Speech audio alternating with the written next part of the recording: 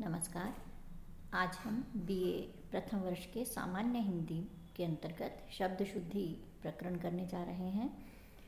शब्द शुद्धि संबंधी प्रश्न जो है बीए प्रथम वर्ष के सामान्य हिंदी के पेपर में तो आते ही हैं, इसके अलावा प्रतियोगी परीक्षाओं में भी शब्द शुद्धि के प्रश्न पूछे जाते हैं। तो आज हम कुछ शब्दों की बात करते हैं जो अशुद्ध हैं और फिर हमें उन्हें किस रूप में शुद्ध लिखना है। यहाँ शब्द दिए गए हैं कुछ: विरहणी, पक्षीराज, दिवारात्रि, गरिष्ठ, रचयिता, गृहिणी, उत्तीर्ण, भर्तृहरि, पद्म, हतोत्साहित, आर्द्र, अत्युक्ति, दुरावस्था, स्थायित्व, सलज्जित, अभयारण्य। तो इन शब्दों में हम देखते हैं कि शुद्ध हैं या अशुद्ध हैं ये, और अगर अशुद्ध हैं तो इनमें क्या अशुद्धि है। सबसे पहले हमारे पास शब्द है विरहणी। आप देख रहे हैं यहाँ पर क्या लिखा हुआ है, शब्द विरहणी। विरहणी शब्द लिखा हुआ है और शब्द होता है विरहिणी। विरहिणी। तो यहाँ पर क्या, यहाँ पर अशुद्धि है, ई की मात्रा जो है यहाँ पर ह पर भी आनी थी जो नहीं लगाई गई है। तो इस तरह से विरहणी शब्द कैसे लिखा जाएगा, विरहिणी। दूसरा शब्द है हमारे पास यहाँ पर पक्षीराज। पक्षी शब्द में तो हम छोटी ई की ही मात्रा लगाते हैं, लेकिन जब हम लिखेंगे पक्षीराज तो ये लिखा जाएगा छोटी की मात्रा के साथ। अगला शब्द है हमारे पास दिवा रात्रि। दिवा और रात्रि दो शब्द हैं, लेकिन जब ये सामासिक पद बनते हैं, यानी कि जब ये एक हो जाते हैं, तब ये लिखा जाता है दिवा रात्र। यहाँ पर हम क्या लिखेंगे, दिवा रात्र। तो अशुद्धि क्या है, यहाँ पर हस्वी की मात्रा नहीं आनी चाहिए थी। अगला शब्द है हमारे पास गरिष्ठ। तो गरिष्ठ नहीं, गरिष्ठ। शब्द क्या होगा, गरिष्ठ। तो हमने देखा विरहणी शब्द, पक्षीराज, दिवारात्र और गरिष्ठ। आगे हम देखते हैं बाकी शब्दों को। रचयिता, यहाँ लिखा हुआ है रचयिता, शब्द होता है रचयिता। रचयिता, रचने वाला, रचयिता। अगला शब्द है हमारे पास गृहिणी। शब्द होगा गृहिणी, इन्हीं प्रत्यय होता है गृहिणी। देखिए अगला शब्द है हमारे पास उत्तीर्ण। उत्तीर्ण, र हम कहाँ बोल रहे हैं, त से बाद में। तो जहाँ पर र लगा रहता है ऊपर, वह जहाँ पर लगता है उससे ठीक पहले बोला जाता है। यानी कि उत्तीर्ण जब हमने बोला है तो ये कहाँ पर आना चाहिए था, अणा के ऊपर आना चाहिए था, और यहाँ पर कहाँ देख रहे हैं हम, यहाँ पर त के ऊपर आ रहा है। इसलिए यहाँ पर अशुद्धि क्या है, रेफ संबंधी है, और हमने इसको अणा के ऊपर लगा दिया है। अब ये सही होगा। अगला शब्द है भर्तृहरि। भर्तृहरि, भर्तरी, र कहाँ आएगा, ऊपर लगा दिया हमने, और उसके बाद री। तो यहाँ पर क्या अशुद्धि है, एक र रेफ ओन आना था जो त के ऊपर आएगा, और शब्द है भर्तृहरि। अगला शब्द हमारे पास है पद्म। शब्द क्या है हमारे पास, पद्म। तो पद्म कैसे लिखेंगे हम, द में हलचिन लगा कर के और इसको ये, पद्म। अगला शब्द है हतोत्साहित। तो हतोत्साहित नहीं होता है, हतोत्साह। हतोत्साह, हतोत्साह लिखेंगे हम।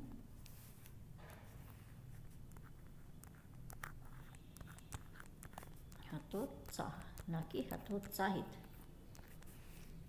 फिर हमारे पास हम देख रहे हैं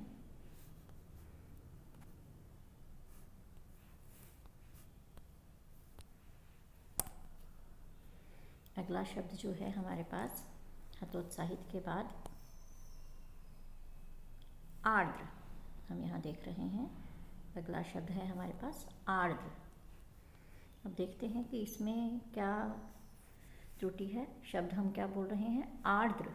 तो आ र द र, यानी कि एक र और बोला जा रहा है, लेकिन यहाँ लिखा नहीं हुआ। तो ये हो गया आर्द्र। अगला शब्द है हमारे पास अत्युक्ति। तो अत्युक्ति शब्द नहीं है, शब्द है अत्युक्ति।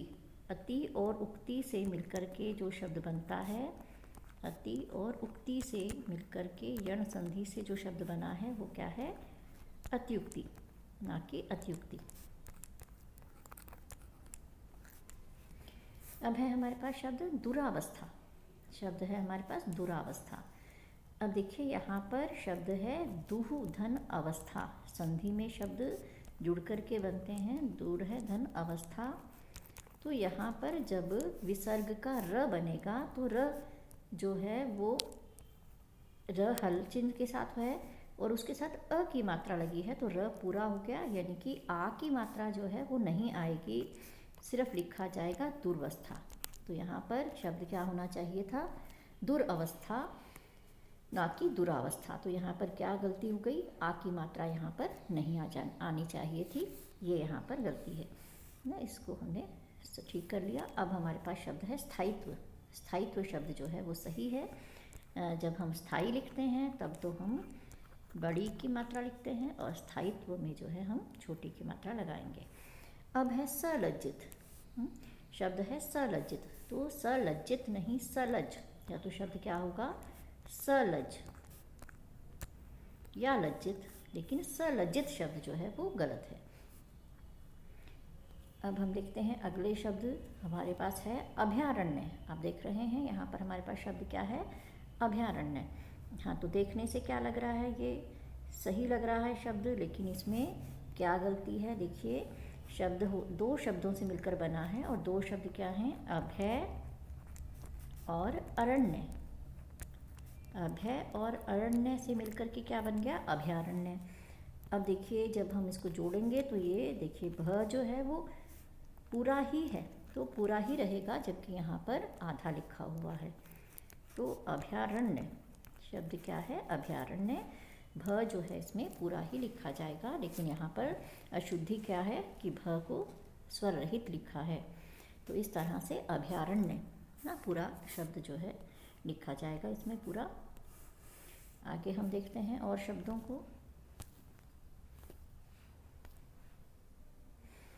हाँ जी, आगे देखिए हमारे पास शब्द जो है वो हमें दिखाई दे रहे हैं आह्लाद। शब्द क्या है हमारे पास? आह्लाद। तो अभी हम देखते हैं कि ये सही है कि नहीं है। तो ये शब्द में क्या अशुद्धि है? आह्लाद। शब्द क्या बोल रहे हैं? आह्लाद। देखिए, आप ल जो है वो बाद में उच्चरित हो रहा है और ह जो है वो पहले। तो शब्द क्या है? आह्लाद।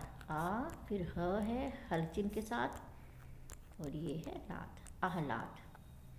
तो शब्द शुद्धि में कैसे लिखेंगे? हम इसको शुद्ध करके इस शब्द को आह्लाद। कई बार हमें भ्रम हो जाता है क्योंकि ये जो है ल है वो इसके पैर में लिखा रहता है ना। जब पैर में लिखा रहता है तो इससे हमें भ्रम हो जाता है, लेकिन हम इस तरह से लिखेंगे ताकि हमें भ्रम न हो। अगला हम देखते हैं। अगला शब्द है उपरोक्त। अगला शब्द जो है वो है हमारे पास उपरोक्त। अब देखिए, उपरोक्त शब्द जो है वो भी अशुद्ध है। आप कहेंगे कि किताबों में लिखा होता है, लेकिन देखिए व्याकरणिक दृष्टि से ये शब्द नहीं बनता है। शब्द बनता है उपयुक्त। शब्द बनता है उपयुक्त। कैसे बनता है? ये देखिए, ऊपरी, अगर हम इसको देख लें कैसे बना है, ऊपरी धन उक्त से बना है और यहाँ पर भी यण संधि के नियम से ये जो ई की मात्रा थी वो य में बदल गई और शब्द बन गया उपयुक्त। तो ये इस रूप में ही लिखा जाएगा, ना कि ये लिखा जाएगा, ये गलत हो गया। अब हम अगला देखते हैं। शब्द है उपलक्ष्य। उपलक्ष्य नहीं, शब्द क्या होगा? उपलक्ष्य। उपलक्ष्य, ना कि उपलक्ष्य। उपलक्ष्य। अगला है शब्द हमारे पास कुमुदनी। कुमुदनी, अभी हमने बात की इन्हीं प्रत्यय लगा होता है, तो ये शब्द कुमुदिनी। शब्द क्या बनेगा? कुमुदिनी, ना कि कुमुदनी। अगला शब्द फिर हम देखते हैं गत्यावरोध ना। तो हमें देख लेना है कि शब्द बना किससे है। तो ये शब्द बना है, देखिए, गति धन अवरोध से। गति और अवरोध शब्द मिलकर के बना है गत्यावरोध, क्योंकि आ तो कहीं आ ही नहीं रहा, तो ई का जो है वो य बन गया है। इस कारण से य य के साथ अ आ गया है तो ये य को पूरा करेगा, आ की मात्रा यहाँ पर नहीं आएगी। तो शब्द क्या है? गत्यवरोध। गत्यवरोध, ना कि गत्यावरोध। यहाँ पर अनावश्यक क्या है? आ की मात्रा जो लगी है वो अनावश्यक है, वो नहीं आएगी। आगे हम देखते हैं, शब्द है हमारे पास द्वारिका। द्वारिका नहीं, शब्द होगा द्वारका। शब्द होगा द्वारका। नीतिवान, और यहाँ पर क्या गलती है? मान की जगह पर नीति के साथ वान की जगह पे मान प्रत्यय आएगा। पत्नी शब्द जो है वो सही है, पत्नी शब्द में बड़ी ई की मात्रा ही रहती है। चलिए आगे हम देखते हैं।